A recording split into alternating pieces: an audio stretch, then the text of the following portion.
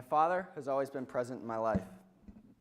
Every morning, beginning in kindergarten and all the way through the 9th grade, my father would drive me to school. As a young kid, my dad had my brother and I playing all kinds of sports. We would always head up to the local fields with all of our sports equipment in the back of the Jeep and our very overweight yellow lab named Nell in the front seat. My dad gave us his time. Whenever I needed him, he would make himself available. He spent hours on end helping my brother and I as we developed our passion for soccer. My dad coached my brother's team and would simply have me play with his team. This resulted in me playing with 8-year-olds as a 4-year-old and 12-year-olds as an 8-year-old. My parents put me in club soccer at the age of 7, which pretty much resulted in soccer taking up the majority of our weekends from there on out. My childhood was filled with other sports too. My dad would spend long summer days with me in the batting cage at Marshfield High, throwing me pitch after pitch. My dad would take me to play basketball at the Coast Guard Hill basketball hoops after school. My dad would rush me from an indoor soccer game to a hockey game. His investment in me and my brother was so complete.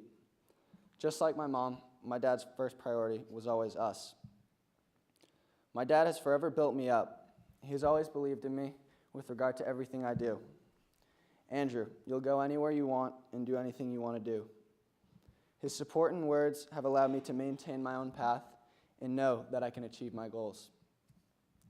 Never, though, has my father forced me into it. As 120 kids come together to showcase their soccer talents at a Columbia University ID camp, so many of their fathers wait outside. As we played inside the bubble, their fathers would peer through the window, seeing how their kid was performing. When their son would come out, they'd drill them with a million questions. This pressure that some parents put on their kids can cause their kids to burn out and eventually lose passion for the game. This has never been the case with my father. He has never forced me to do anything I don't like. He was just extremely lucky that his soccer-loving British self just so happened to have 2 boys who are crazy about the same game he is. Last fall, before entering my junior year at Brooks, my father was diagnosed with bladder cancer. This news was saddening, but the process to heal was relatively simple. An operation followed by a few weeks in the hospital. It was stage 2 bladder cancer that the doctors believed they'd be able to completely get rid of after surgery. My father underwent the operation, and it was completed incorrectly. As a result, my dad went into sepsis, an extreme body-wide infection that made him extremely ill. This was around October 2016, in the middle of the Brooks boys varsity soccer team's hunt for the ISL title. I was away at boarding school, and I was with my Brooks family and my brothers of the Brooks soccer team. My parents didn't tell me anything. I thought my dad had a simple operation and that he was going to be fine. I believed he was just having post-operative illnesses. I had no idea how serious it was. Time passed. The Brooks soccer team did win the league, and my dad began to regain his health. From December of 2016 onward into 2017, my dad was feeling great. He was in good health and returned to his daily activities, coming to my soccer games, walking the dog, and being an overall active person. The pain of what was to come next kicked in around July of 2017. My dad began to experience pain in his lower back and groin area. At first, he believed it to be a problem with the discs. He underwent multiple tests that ultimately revealed otherwise. We were traveling as a whole family to Cole Road Beach in Eastham, my family's favorite beach and somewhere I have gone all my life. It was a beautiful Cape Cod summer day. My dad's phone rang, and it was his doctor. I watched as my father listened in complete silence to the words of his doctor. I saw my mom turn into a mode that I'd never seen before. She squeezed my dad's hand, speechless. When he hung up, I watched as the lips of a man whom to this day I have never seen cry, quiver. Stage 4 cancer that has spread and created a metastasized tumor at the base of the spine. Even with such a heavy diagnosis, my dad assured me he would be completely fine. I believed him. He said, Andrew, whatever these doctors want to do to me to get me better, I'll do it. I felt reassured. and that everything would be fine, and that my dad would return to normal. Until the morning of August 26th, it all seemed to continue on normal.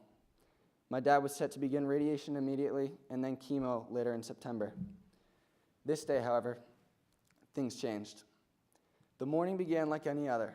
I walked down the stairs and was greeted by my Chihuahua Wags, and my dad, who had already prepared me a fruit shake and was about to put a steak tip and egg order in from our favorite local breakfast place. By mid-morning, my dad was in utter agony. He screamed in pain, and he could hardly move. I looked on as his eyes lit up in fear and in pain. He yelled for me to call my mom and to get her home. From 11:30 to 12:15 that day, it was sheer hell. He was in incredible pain. When the pain reached almost unbearable, I watched as my dad prayed for just an ease on the pain. He wasn't asking to be cured. He could just hardly bear any more pain. When we arrived at Mass General, he was admitted immediately and taken from my mom and I. He was given heavy medication to decrease the pain and was in the right hands. The rest of my final week of summer was a blur. Each day, my mom and I would drive in and spend the day at the hospital with my dad. We would repeat this day after day. I recall my mom bringing up the idea to go shopping for some things I may need before I return to school. We planned to go to the Wrentham outlets, but instead our minds zoned out on the way there, and we drove an hour in the complete opposite direction. When we finally realized, we couldn't help but talk about what we had both thought about as we sat in silence. What does all of this mean, Mom? Why does every nurse or doctor I meet say that they are so sorry to me? Instead of discussing what was to come, we simply rejoiced on the incredible childhood I've had. We talked about everything we'd done together and about so many of the times we'd spent. I returned to school, most excited to be playing for Brooks Soccer again.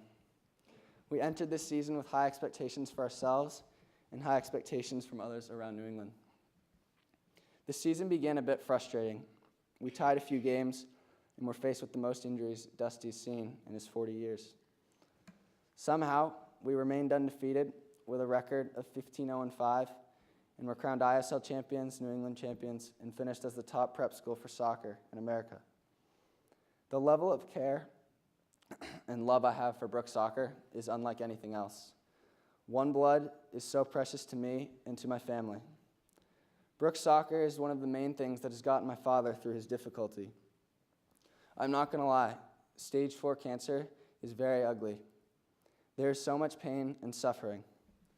We've got it to the point where my dad has a hospital bed in my living room and is so comfortably being taken care of by my mom in the comforts of his home. My mom has taken impeccable care of my father over these last few months. He's in the hands of the kindest woman I know and the one whom he loves. Each morning during the soccer season, he would wake up at around 3:45 in the morning and begin his notes for the upcoming game. His notebook was filled with his predicted scoreline and almost a play-by-play of the game. Both my mom and dad's goal throughout the fall was to get my dad to as many Brooks soccer games as possible.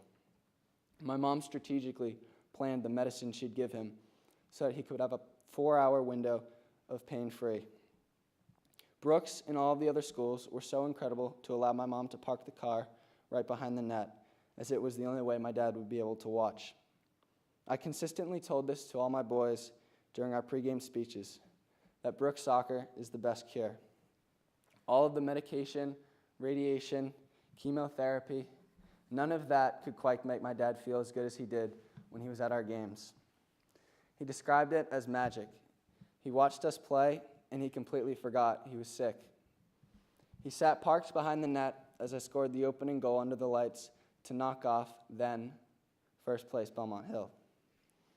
He watched as my dear friend Christian made save after incredible save in front of his eyes, and as our whole school cheered us to victory. A month later, he sat right there, parked behind the South Kent goalie, as I played my last game in the Brooks Stripes, fighting for a New England championship alongside my closest friends. As they went ahead 2-0, just about 20 minutes left, He knew we'd get back into it. He claims he sprinkled a little bit of his magic dust and watched as our heart, fight, and passion dominated the rest of the game. Almost immediately after South Kent had finished their dance routine in celebration of their second goal, Justin put one over the keeper's head to bring us back within one. As we entered into the final 9 minutes, I signaled to Willie that I was going to go up top and try to find another goal. The rest of this was a blur. I broke through their back line and put the equalizer into the net. Then, moments later, I watched as a drill shot across the net was redirected by Jacob and hit the back of the net. I could not make it to the corner for the celebration. My body froze as my teammates and our loyal fans celebrated and jumped for joy. And just to the left of that celebration, I saw my ill father pumping his fist out the window. Words will never capture my emotions in this moment. The humble British man who met a beautifully kind American woman watched as the boy he raised, the boy whom he spent hours with on the dirt field of Grace Rider Park, the boy whom he taught to hurt no living creature, helped lead the incredible Brooks School soccer team to an undefeated ISL and New England championship. As his pain with this terrible illness moves along, never does he complain or ask why him. Rather, he is grateful for everything he does have.